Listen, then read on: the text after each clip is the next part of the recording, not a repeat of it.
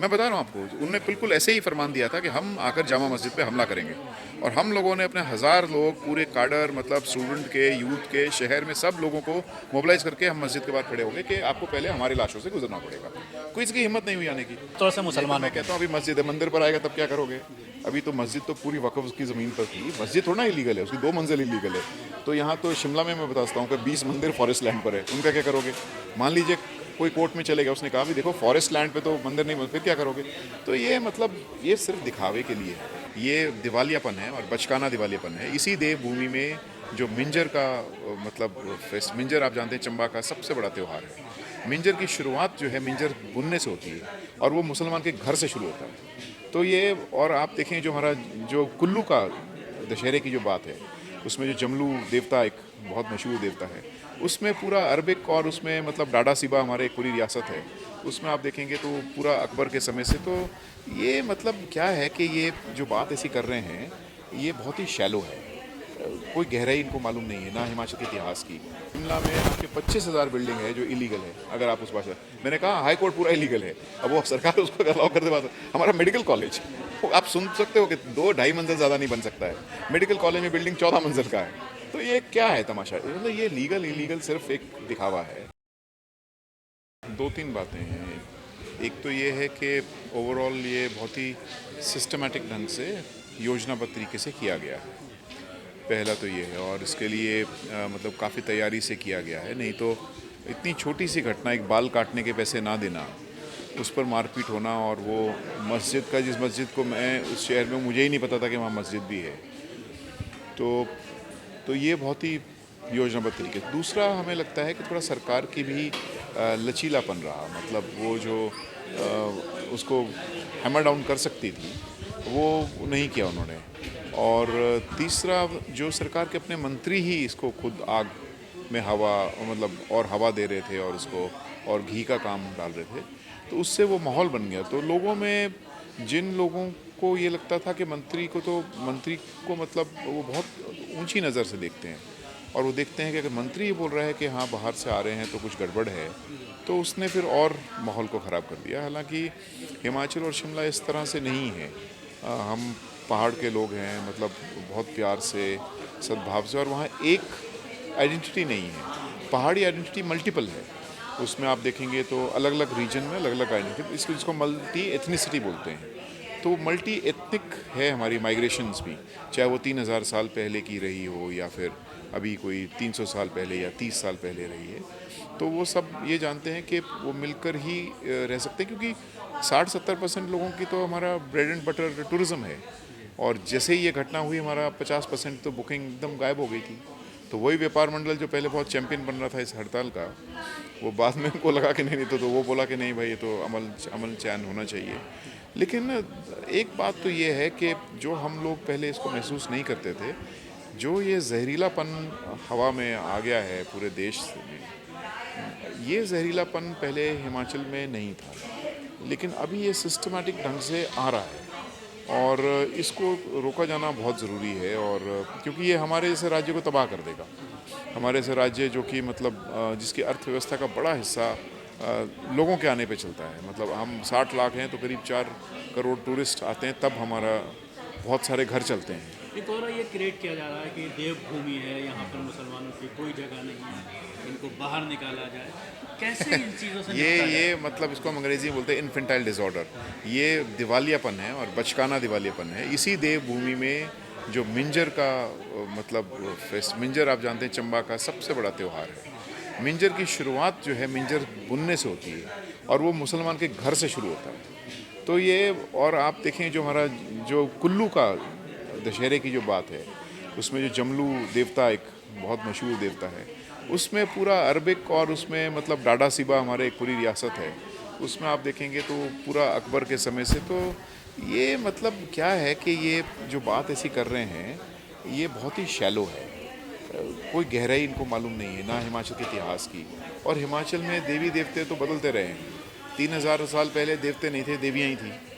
लेकिन फिर ये कोई 2000 साल पहले देवताओं का भी शुरू हो गया आगमन। तो ये कॉन्टीन्यूस प्रोसेस ऐसे ही होता है, एक माइग्रेशन। मस्जिद मस्जिद से शुरुआत हुई, आज उसको गिराना भी शुरू कर दिया गया है वहाँ की।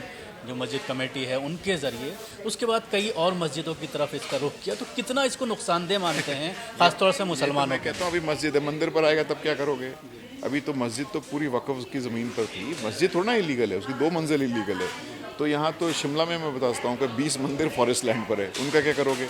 मान लीजिए कोई कोर्ट में चले गया, उसने कहा भी देखो फॉरेस्ट लैंड पे तो मंदिर नहीं, फिर क्या करोगे? तो ये मतलब ये सिर्फ दिखावे के लिए है, और ये सिर्फ मतलब आप जिसको हम कहते हैं ना कि एक पूरा धुंधलापन देकर असली मामला कुछ और है। आप मेयर रहे हैं वहाँ के, तो किस तरह से देखते हैं बिल्डिंग जो सारी वहाँ पर बनी हुई है, खासतौर से पॉश इलाके में, क्या तमाम रूल्स एंड रेगुलेशंस जो हैं बिल्डिंग बाईलॉ उनको फॉलो किया जा रहा है या ज़्यादातर अवैध? देखिए साहब, मैं सिर्फ शिमला का नहीं रहा हूँ, मैं अब शहर बनाता हूँ देश में और दुनिया में। मैं आपको बता सकता हूँ, गरीब हमेशा अपने लिए जगह ऐसी क्रिएट करता है। आप दिल्ली ले लीजिए, 40% आपका स्लम में रहते हैं और स्लम आधे से ज़्यादा इलीगल है। शिमला में आपके 25,000 बिल्डिंग है जो इलीगल है। अगर आप उस भाषा, मैंने कहा हाई कोर्ट पूरा इलीगल है, अब वो सरकार उसको अलाउ कर दे। बात हमारा मेडिकल कॉलेज, आप सुन सकते हो कि 2-2.5 मंजिल ज़्यादा नहीं बन सकता है। मेडिकल कॉलेज में बिल्डिंग 14 मंजिल का है। तो ये क्या है तमाशा? मतलब ये लीगल इलीगल सिर्फ एक दिखावा है। और होता क्या है शहर में दरअसल, और यही मैं पूरे देश को भी समझाना चाह रहा हूँ कि हिंदुस्तान के शहर बहुत डायनेमिक है। आप यहाँ प्लानिंग पूरी फेल है, ये वेस्टर्न शहर नहीं है। आप बनाते हो 10 लोगों के लिए, लेकिन आपके शहर में आ रहे हैं 1000 लोग, क्योंकि इतनी गुर्बत है। ये जो माइग्रेशन है गांव से शहर की पलायन, ये दरअसल डिस्ट्रेस माइग्रेशन है। ये गरीबी के द्वारा खींची गई माइग्रेशन है। ये लोग आएंगे, आप जो मर्जी कर लो, वो थोड़े दिन जाएंगे फिर आएंगे। क्यों गांव में टिक नहीं सकते हैं। कांग्रेस की सरकार है, राहुल गांधी मोहब्बत की दुकान की बात करते हैं, लेकिन एक बार भी ना तो राहुल की तरफ से ना प्रियंका की तरफ से कोई ऐसा बयान आया। मंत्री ने एक बयान दिया हॉकर्स को लेकर, उस पर ज़रूर कुछ और नेताओं के जरिए उसको डाउन किया गया और उसको बयान को वापस लेना पड़ा। लेकिन क्या मानते हैं, कहीं ना कहीं कांग्रेस का कैलकुलेशन जो था कि हरियाणा में इलेक्शन है, अगर हमने कुछ बोला तो उसका नुकसान हो सकता है, लेकिन भारतीय जनता पार्टी ने जिसने कराया था उसको फ़ायदा हो गया।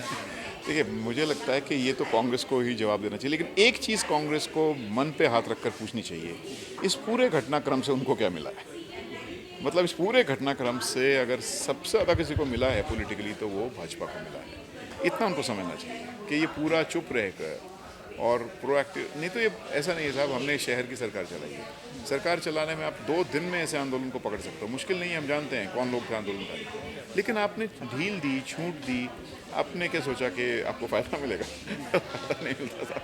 बड़े चैंपियन वहाँ बैठे हैं फ़ायदा लेने। गराज तो पूछना है ठीक है सर, जिस तरह से अभी आपने कहा कि पहले एक इंसिडेंट ऐसा हुआ था जब आप लोग खड़े हो गए थे, जी जी। तो अब ऐसा माहौल क्यों नहीं है कि वहाँ पर कोई भी मतलब उसको प्रोटेक्शन के लिए लोग दूसरे धर्म के समुदाय के लोग आ गए? देखिए, अभी तो जैसे आए, हम जो ये मार्च निकला, ये बहुत बड़ा मार्च था साहब, शिमला के पैमाने से जो अभी निकाला गया लोगों द्वारा।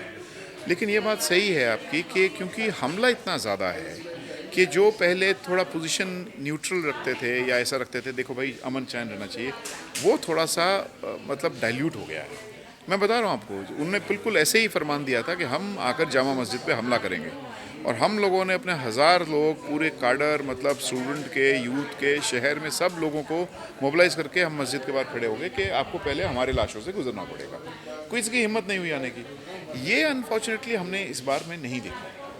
तो वो, क्योंकि वो मुझे लगता है वो भी कर सकते हैं, अभी भी मुश्किल नहीं था, लेकिन वो मुझे लगता है कि वो एक कमी है। नफरती स्लोगन है, जैसा कि हिमाचल में अलग अलग शहरों में हुए, वो और भी कई राज्यों में हुए हैं, जिसकी वजह एक हिंसा के रूप में बदल गई है। जैसे अभी बहराइच में हुआ है, नफरती गाने बजाना, स्लोगन बजाना, इसको किस तरह से देखते हैं, कैसे इन पर? देखिए, ये सिस्टमेटिक ढंग से कोशिश की जा रही है, लेकिन ये हिमाचल में ये अभी भी मैं कहूँगा कि ये कोई जन आंदोलन नहीं है, ये सिर्फ कुछ लोगों द्वारा किया गया है और कुछ लोगों द्वारा ये माहौल ख़राब करने की कोशिश की जा रही है।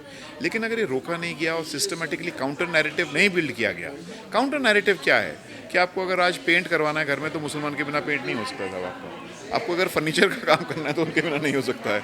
आपको अगर कंस्ट्रक्शन करनी है उनके बिना नहीं, तो ये काउंटर नैरेटिव तो बिल्ड करना पड़ेगा ना आपको। मैं तो इनकी यूनियन चलाता रहा हूँ, तो मैं जानता हूँ कि आपका झारखंडी लेबर के बिना आपके शिमला में कोई काम हो ही नहीं सकता है जो कंस्ट्रक्शन मजदूर है।